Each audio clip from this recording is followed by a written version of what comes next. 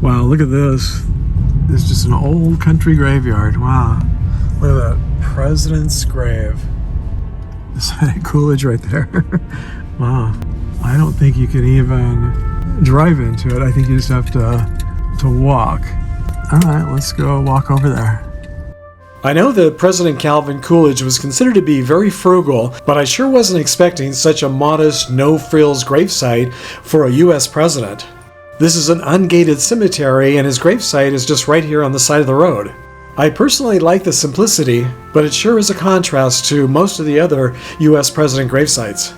Coolidge was a Republican and served as vice president alongside Warren G. Harding. When Harding suddenly died from a heart attack on August 2, 1923, Coolidge became the 30th U.S. president.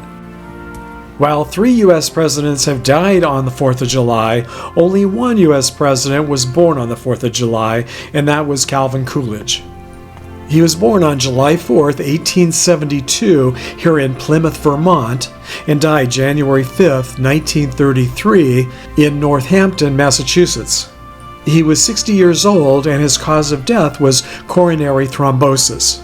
Hey everybody, Steve here in Vermont, in the country. I just passed through Woodstock, and the name of this little village, or just this little spot, I don't know. I've just checked my phone to check my Find a Grave, and there's no coverage out here. We're out in the middle of nowhere. As you can see, I'm standing here at the gravesite of President Calvin Coolidge.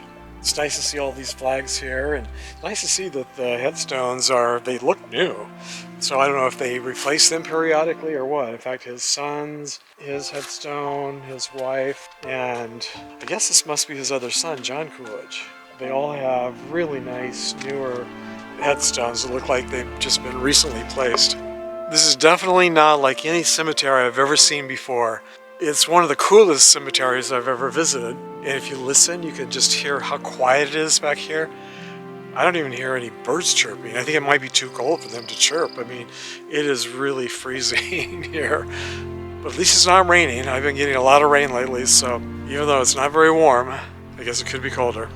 Well, in my other presidential gravesite visits, I've mentioned how back in the day, the U.S. presidents had some pretty weird pets in the White House. I think Calvin Coolidge may have had the weirdest pet, although I've said that before with other presidents because they've had some pretty weird pets, but he had a pet hippo and a raccoon. Raccoon maybe not so weird, but a pet hippo. James Buchanan had a pet elephant, and who was it that had an alligator? Someone that I visited a couple days ago. So I don't know, you decide what's more unusual as a pet in the White House, an alligator, an elephant, or a hippo. Coolidge and his wife and First Lady Grace had 2 sons, but sadly their son Calvin, who was named after his father, died at the young age of 16 while they were living in the White House. Apparently the young Calvin, while playing tennis barefoot on the White House tennis courts, developed a blister on the bottom of his foot which turned into an infection, and this was in the days before routine antibiotics, and Calvin Jr. died from the infection. First Lady Grace Coolidge lived to be 78 years old, dying in 1957, and their other son John outlived them all. He lived to be 93 years old, dying fairly recently in the year 2000. And nearly every other gravesite in this row is made up of other Coolidge family members, which is kind of nice. It's a very large family plot, which again is very much unlike most of the other presidential gravesites. After I parked my car, I noticed a road that looked like it might actually go into the cemetery. So let's go see if it does, and let's see if we can see a little bit more of this really interesting cemetery out in the countryside. I don't know if it looks like it was probably just a dirt road, but let's go see what's up here.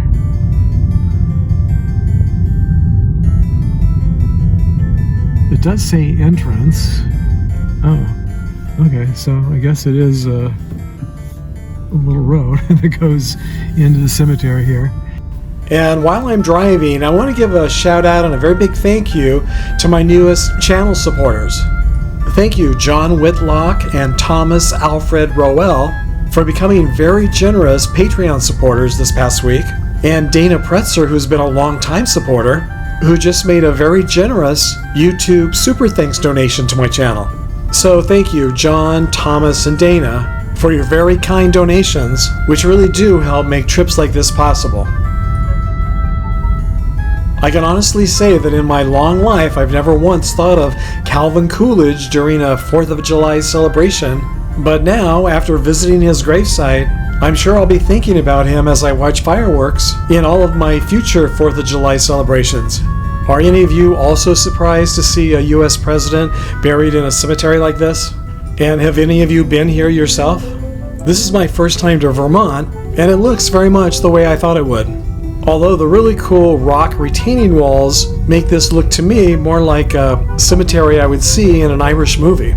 And in case you're wondering, Coolidge does have a museum and historic site just down the street from the cemetery. I passed it on the way here, but it's so early that unfortunately it's not going to be open for a few hours. I just discovered that my cell phone is getting 0 cell reception here, and so I have no idea how to find my next destination since my Google Maps is not working. So I guess I'm just going to head west or southwest in the direction that I think I'm supposed to be heading and just hope for the best. At least until my cell coverage returns. This really is a pretty remote area. This street here is called Lynn's Hill Road, and the cross street straight ahead is Highway 100A. About a quarter of a mile across the street and straight ahead is Calvin Coolidge's birthplace home and historic state site on Coolidge Memorial Road. You can't see his birthplace from his gravesite, like you can at a couple of the other presidential gravesites, but it's very close and just a short walk down the street. It's really neat to see where he grew up, and it really looks as if it hasn't changed much since he was born here in 1872. So as always, thanks for joining me on another road trip to the past. A very historic road trip and a very cold road trip today. Until our next trip to the cemetery together. Thanks for sharing the memories, everybody.